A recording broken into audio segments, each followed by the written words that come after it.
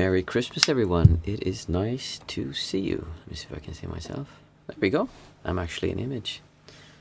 It's nice to see that someone actually joined on Christmas Day. In Sweden, we celebrate Christmas Eve. So for us, yesterday was actually the day when we would have the big Christmas celebration.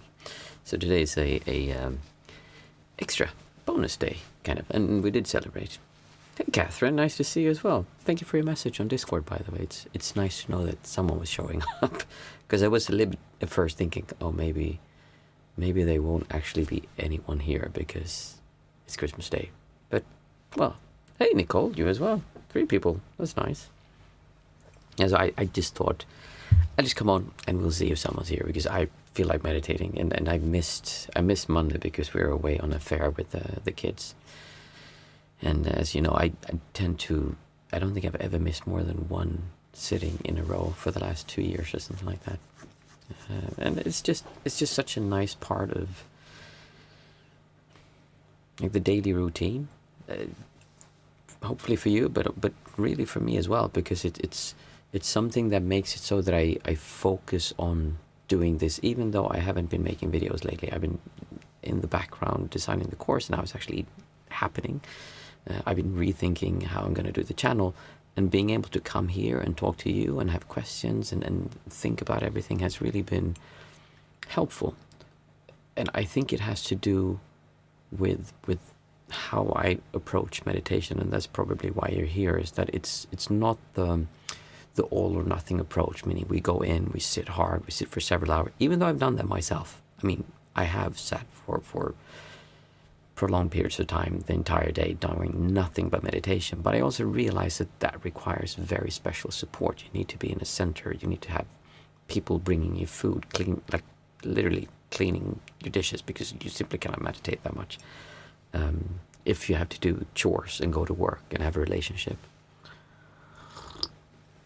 So being able to scale your practice depending on what life is like is really, I wouldn't say just useful, it's actually necessary, because practice is not just about going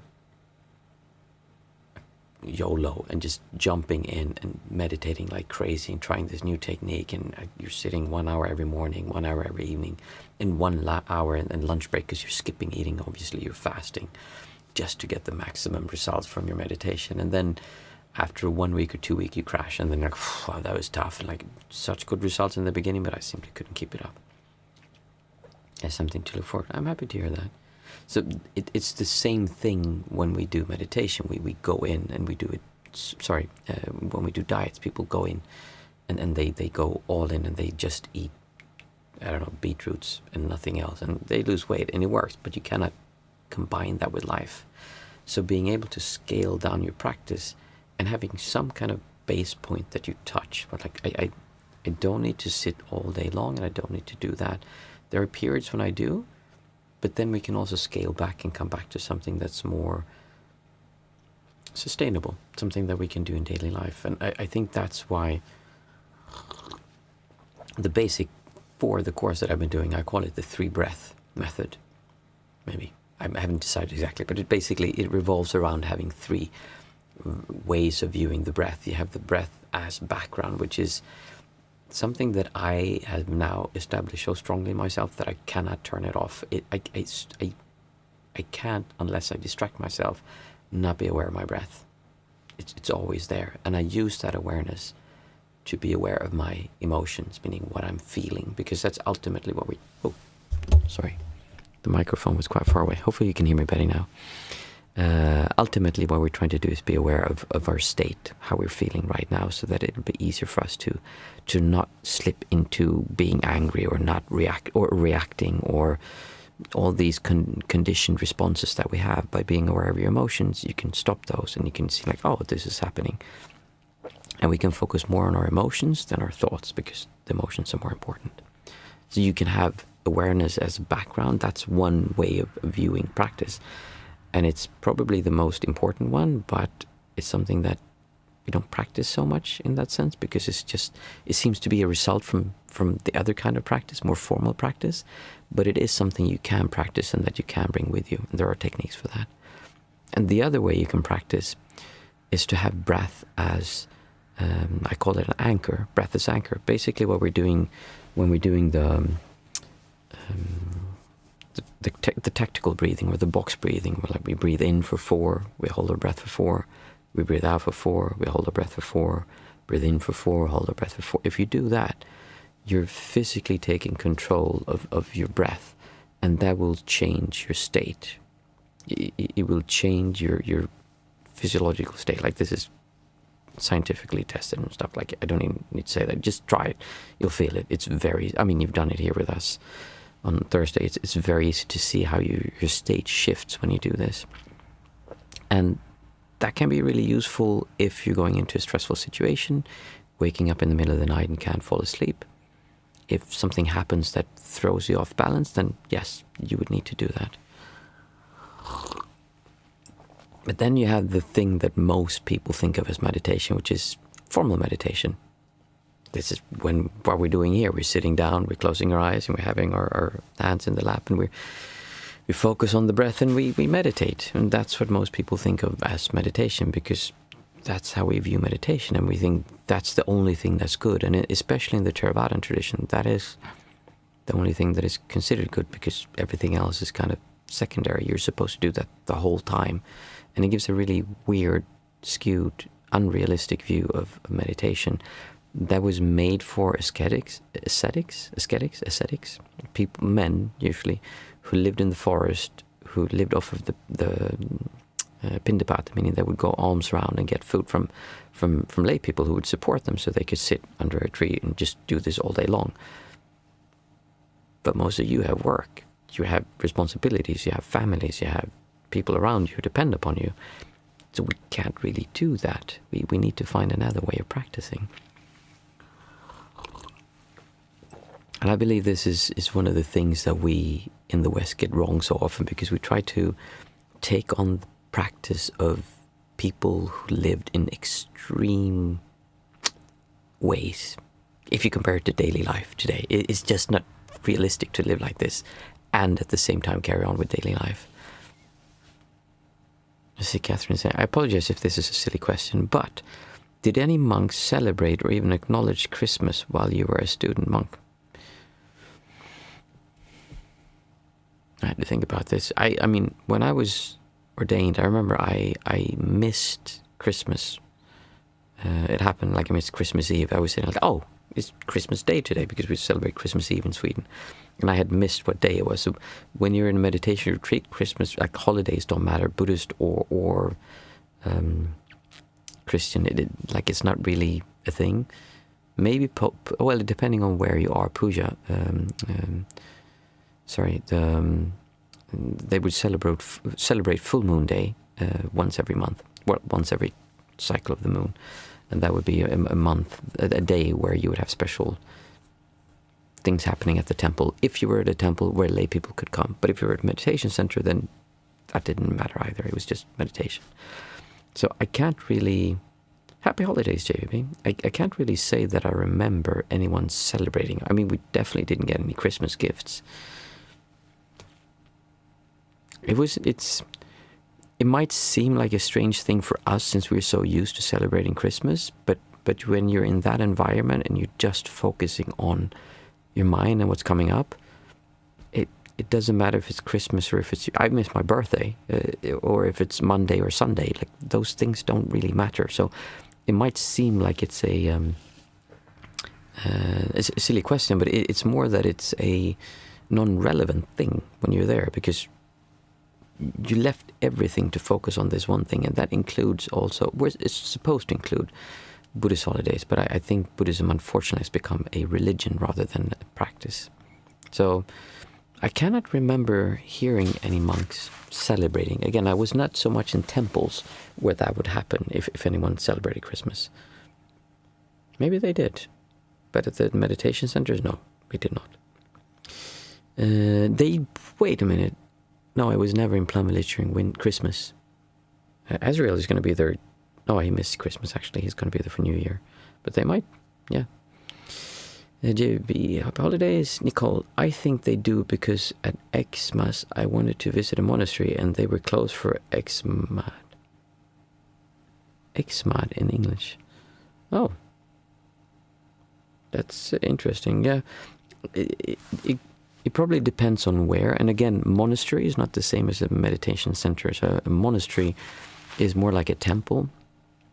Actually, that depends on what you mean by the monastery. I'm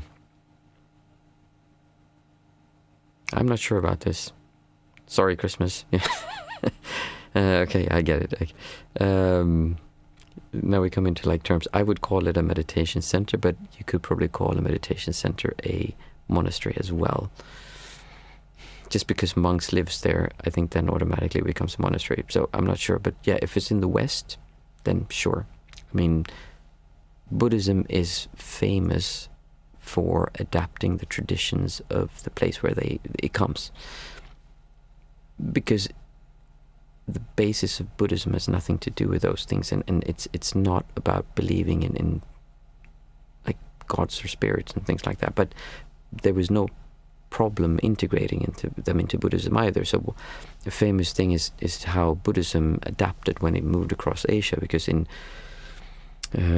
Buddhism in China, I think it was China, correct me if I'm wrong, took up the traditions of China, where they had all the rivers had spirits and the mountains had spirits, and they would integrate that into Buddhism, which there was nothing of the sort in original Buddhism. Like that was not a thing when the Buddha taught. But Buddhism in China took that and ran with it, and that became Chinese Buddhism. So it's its own thing just in China. So if someone has its monastery in the UK, because I think you said the UK, right? England, yeah. So if someone has a monastery in England, it would kind of make sense that they would take on the traditions of that, because they want people to feel comfortable. They want people to come to the center and practice. Because it doesn't matter. There's nothing that is not compatible with Christmas and Buddhism. It doesn't really clash in any way. From a Buddhist perspective, from a Christian perspective, it might, but from the Buddhist perspective, there's not really anything that opposes itself there. Another example would be when you went to the temples in Sri Lanka, where I was mostly, they would have a Bodhi tree, which is the tree that they said that the Buddha sat under when he got enlightened. And they say that it's actually that actual tree, the descendants of that tree. They kind of spawn that, so they take it around to temples and you have the same tree, they say. There would be shrines, and in some of the shrines there would be a Buddha statue. And then on the other side, there would be a statue of the Mother Mary. And on the other side, and maybe Jesus. And on the other side, there would be a statue of Krishna and Vishnu. And then on the third one, they'd have like some other god or goddesses that they just kind of thought, well, why not just, I mean, since we're allowed to worship, like there's nothing wrong about this, let's just throw them all in, because better safe than sorry, right? So they have kind of everything. And it's a funny thing to see. Is Sweden a majority Christian country? Yes, it is. I actually don't know today what the percentages are, but when I was a child, it was definitely a majority Christian, and I think it still is. We've taken on a lot of immigrants. I know Islam is kind of going up, and but I would say that it's a Christian majority. But Swedish people aren't Christian or religious. Most Swedish people aren't religious in the way that you compare to America or Sri Lanka, where people are really religious. Most Swedish people who call themselves Christian, they don't really go to church. They just go there every now and then, maybe for Christmas. I mean, I go to church. I went to church to go see Sancta Lucia, which is a Saint Lucia. It's a tradition we do here on the 13th of December, where all the girls dress up in white dresses, have a candle, and sing beautiful songs, and the guys go in the back, and it's a very nice tradition. So then I went to church with the kids and my fiance, because it's just nice. But we see religion quite differently than many other countries. Merry Christmas, Stephen. Nice to have you here. Nicole, I don't know if they celebrated, but I think they were just blending in and following the holiday. Yeah, that makes sense also, Nicole. It could simply be that they closed the center for Christmas, because why would they be open if no one would come? Because no one would probably come on Christmas. So it makes sense that they would do that. And again, Buddhism is highly adaptable, since there's nothing in Buddhism that says that it's wrong. Sorry, I'm just trying to fix here. That says that it's wrong to do those things, and it doesn't really matter. See, Catherine.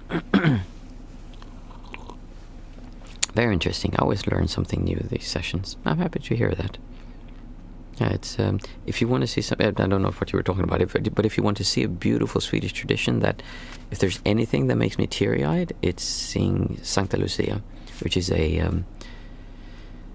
this tradition. And just Google Sankta Lucia, and it's the 13th of December, and they send it on Swedish television. It's so beautiful, and they have like big churches, and everyone goes in with a candle, and they have like these lights, and they sing these songs, and it's about Sankta Lucia. She comes into the house, and she comes with the light, because Sweden is very dark during winter time, especially in the olden days. So there's a song about how she goes around to the villages and comes with the light, and she goes into your house with the light, and it's the main theme. They come in, and then they sing these other songs. They're just traditional kind of Christian songs. Let's see, very interesting. Always, do you celebrate Christmas, or what do you observe? Yeah, I celebrate Christmas Eve. I mean, my family. It's just. I was born and raised an atheist, but we still celebrate Christmas because it's just fun. I mean, why not? But do look up Sankta Lucia. It is a beautiful tradition.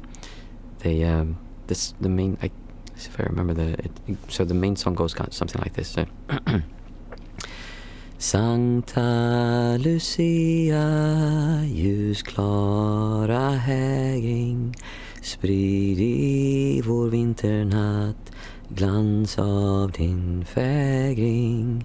Drömmar med vingesus, sprider med tända ljus.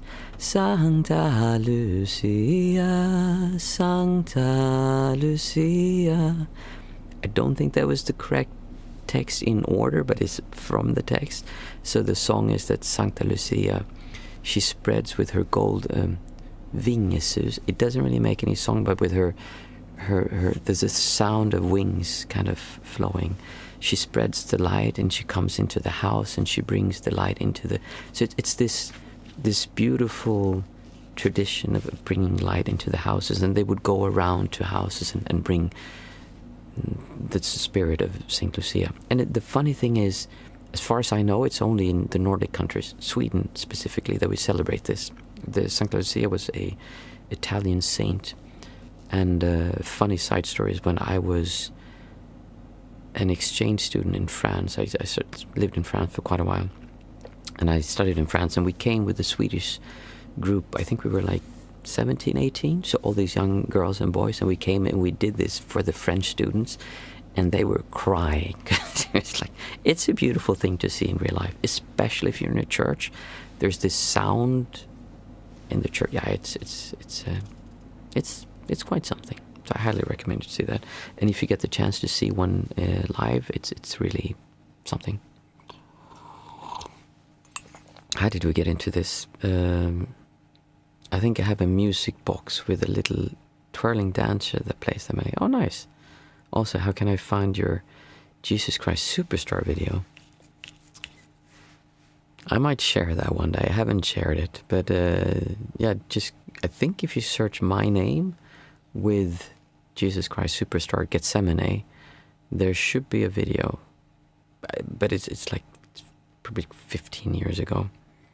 I don't even know where it is myself, but it should be there somewhere. Maybe I'll share it one day. We'll see. Nicole, in Greece they bring a lit candle home at New Year and leave it to burn all night. Oh, that's nice. I like that. What is it for, Nicole? Is there a tradition about bringing the light to the next year or something, or to guide the spirits? Stephen, Christmas is a great holiday, but unfortunately I believe the Christian religion has been distorted way too much. Well, I agree with you completely. I mean, Christmas, so this depends on who you believe, but if you believe the historians, then Christmas, the 24th, was actually a pagan holiday that Christianity kind of integrated, and Jesus' real birthday would have been, I can't remember, I heard someone talk about this not long ago. And then, of course, you have probably something else you're hinting at, that Christianity has been distorted, and I agree. Like religion, I personally am not a religious person. I was born and raised an atheist. My father would always say that what is it they say, the evil comes from money? No. Money is the root of all evil. My father would say that religion is the root of all evil, because so many people have been killed, tormented, and just so much bad stuff has been done in the name of religion, which is insane, because pretty much all religions in their base is good, but then we take it on as humans and we make it bad, which is a real shame. And so I personally never, I mean, when I was younger I looked into religion, but it never fit me, kind of, the whole thing. Because I always had this idea that if I came as an alien to this planet, and I would ask, okay, so what is the true religion? And they're like, well, it's this one. And they, no, you guys are wrong, it's this one. And now they ask, like, well, how do I know who's right? Well, we have this book, and it came by God himself. Well, we also have a book, but our good book is the true one. And then there's a third group. Actually, we have several books, and they're all much better than yours. And it just becomes kind of silly after a while. Which one would you choose? There's no way to know. Catherine, I agree also. Christmas has turned into a retail. Yeah, and that's the thing as well, obviously, because Christmas is a retail event. It's like, yeah. If it would be to celebrate goodness and kindness and peace and like the things that Jesus embodied, then I'd be all for it. I mean, it's amazing. But it's become, what gifts do we get? Or like, we defend our rights against. It's just, yeah. Stephen, instead of working on your distortions, many Christians believe God takes away all your distortions without putting in, and yeah, exactly, but just by believing. And I mean, I can understand why that is convenient and a approach that people would take, because it's much easier. It's the same way we approach mental illness, is that we take a pill and we just get magically fixed. Or you're obese. No, sorry, you're obese and you're overweight and you're just in really bad health. So instead of actually fixing the problem, we take medicine to fix the diabetes, not fix the diabetes, but the symptoms of the diabetes, or to lower the blood pressure instead of. And I mean, I say these things lightly, but they are difficult to do, and that's the problem. We as humans don't want to do difficult things. We want to do fun things, easy things. The idea of straining and doing something that is difficult is something we don't want to do. We'd much rather give the responsibility to someone else. We say, here you go, here's a bunch of our money, just fix it. And that tends to be how we fix our health problems and mental problems and spiritual problems. Like, I believe in this group here. I don't have to really criticize this or think about it myself, or like think, is this correct, is this wrong? No, I just accept all their beliefs, and then that's correct, because I just bought into that. Hey, Mindful Mama, that's Marlene, nice to see you. So people do that because it's easier, and it doesn't require the same kind of effort, which is, again, why I think people do that with religion, because it's just too difficult to think for yourself and really question and look at other perspectives and see, like, how do we know this is true? Buddhism has one of the best scriptures in Buddhism, according to me, is one called Kalama Sutra. I almost never teach Buddhism, but Kalama Sutra is one of the best texts that I've ever read. And paraphrase, it says something along the lines of, don't believe something just because the elders in your tribe have said so. Don't believe something just because people have been saying it for a long time. Don't believe something just because it says so in your spiritual books. Don't believe something just because I said so, meaning the Buddha. And don't believe something just because it makes sense to you when you first look at it. And instead you should question and go in and, like, the term would be grok, which unfortunately Elon Musk has now ruined. Grok was a really good word before he defamed it.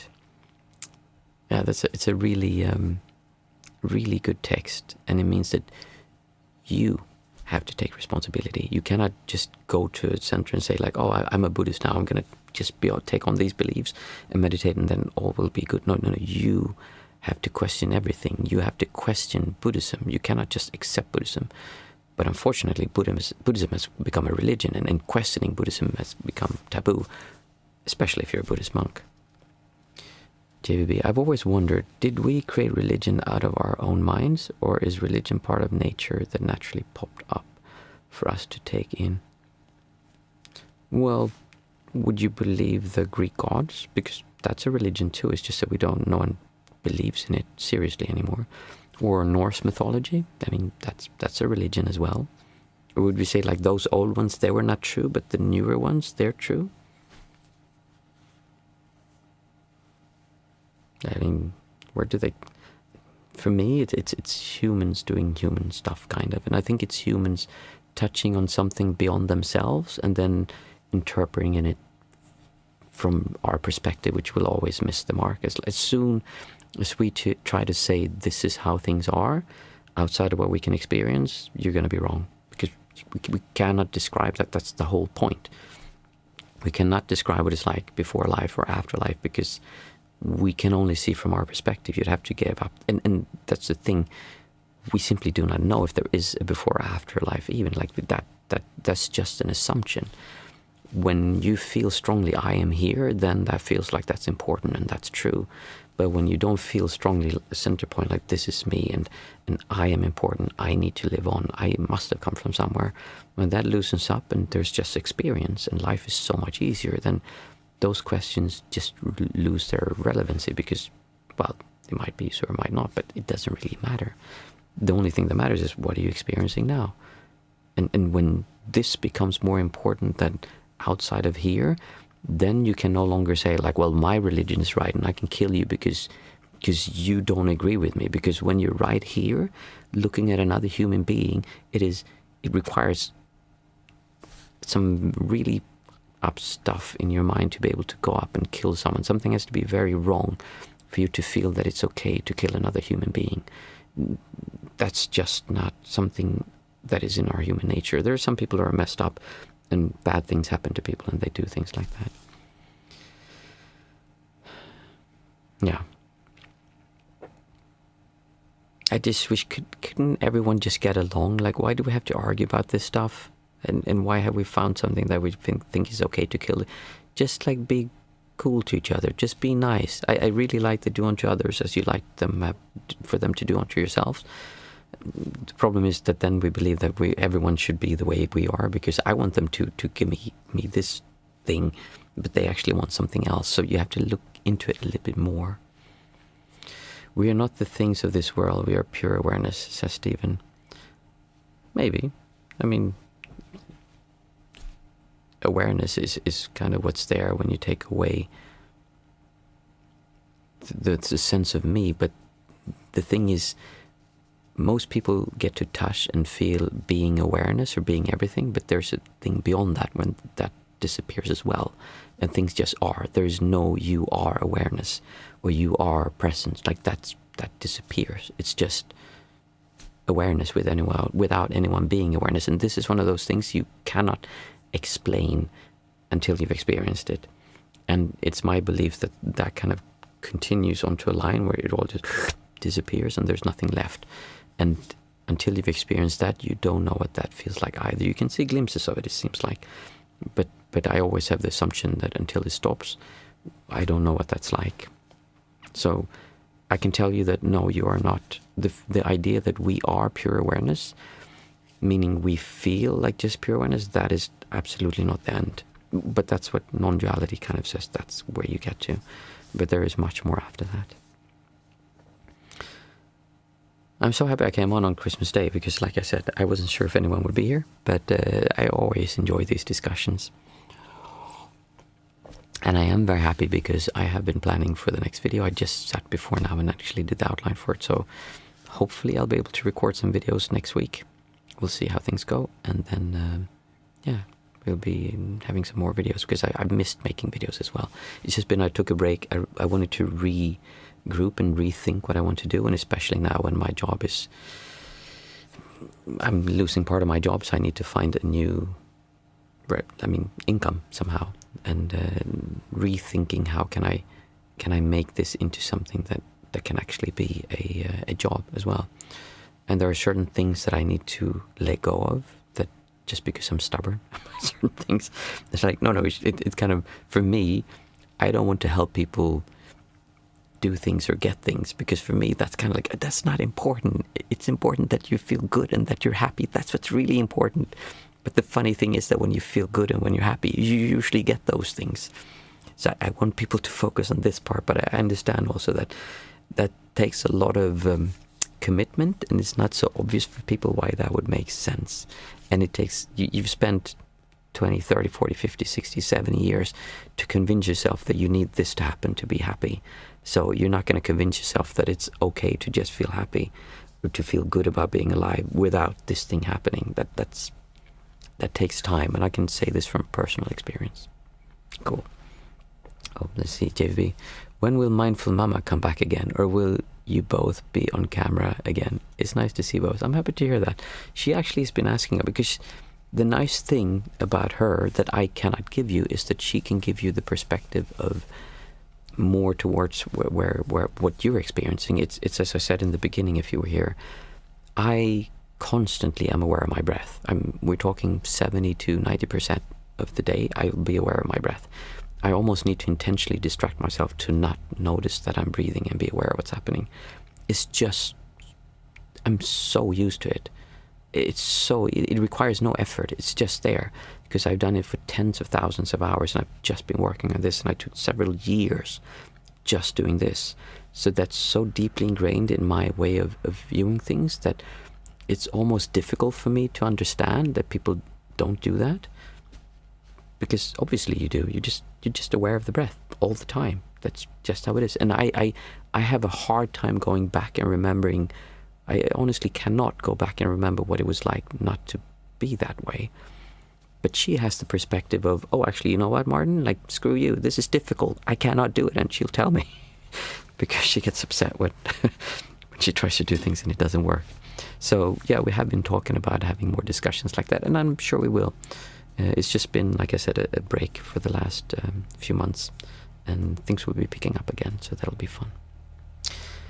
Shall we sit? It's 8 o'clock, 8:05, and I need to go to the bathroom soon, so I think we should, you know what we should do? We'll take a 1-minute break, and I'm going to go to the bathroom, and then I'll be back, and we'll sit. Take a coffee break, go to the bathroom, enjoy yourself, open a present, and I'll see you in 1 minute, okay?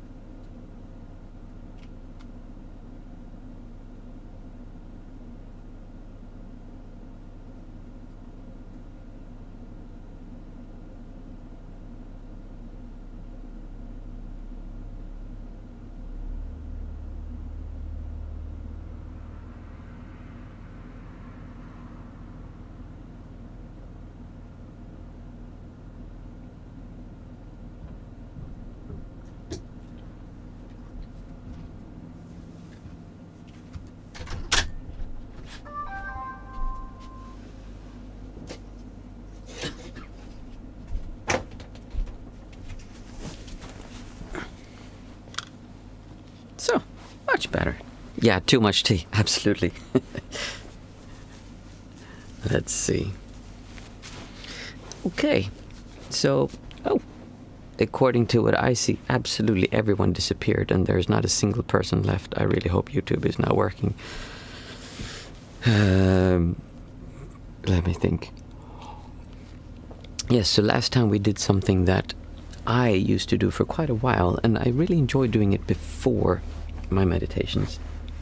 What I would do would be that I would do, I can't remember it now, I'll have to ask. I don't think Mindful Mama is here anymore. If she is, the Kappalavati, I think it's called. It's a breath where you do really quick out breaths. You go.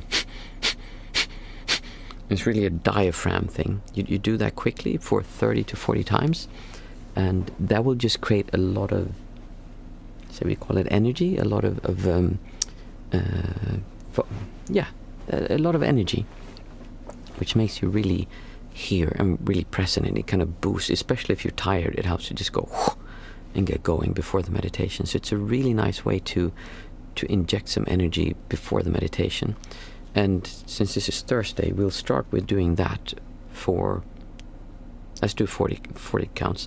The important thing is that you can actually get dizzy from this and be a little bit like, ooh, and some people feel that it almost creates a bit of anxiety and makes them feel lightheaded and not so good. If you do, just stop, open your eyes. If it's really bad, just stop and walk around. Again, this is not common, but I say this because I've had it happen that people did this and it's like, oh, I freaked out. It was terrible. Really not nice for me to do this. So try it, and if it feels uncomfortable, just stop it, and don't do it anymore. So we'll sit for 20 minutes, and I'll start with that breath. And like I said, you can have your hand on your stomach and you go, and the in-breath comes from, you push out with the diaphragm, so you go, and just let it breathe in automatically by itself, just easily like that. Hey Israel, let's see, Martin, you should totally run a little retreat in Sweden. People can come and visit you. I would love to do that, and I will do that one day. Right now, I'm mostly focused on actually running a meditation group here, but that will have to be a separate thing that will come later when my job situation changes. Israel, when you go to Plum Village, ask them if they celebrate Christmas, because I've never been there for Christmas, and I think it was Catherine who asked if they celebrate Christmas. And ask if they get presents or what they do. I'd be really interesting to hear. Cool. So, I'll ring the bell. We'll do the exercise. Like I said, we'll do it 40 times, or however many you feel comfortable with, and then we'll sit for the remainder of those 20 minutes.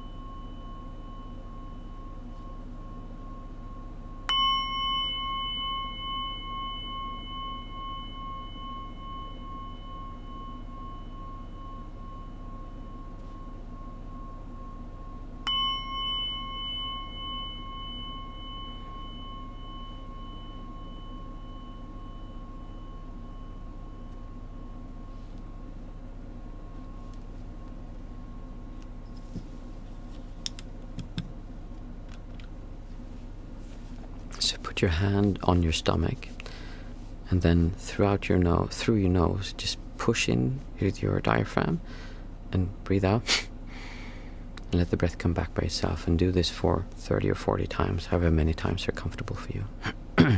And then keep on sitting.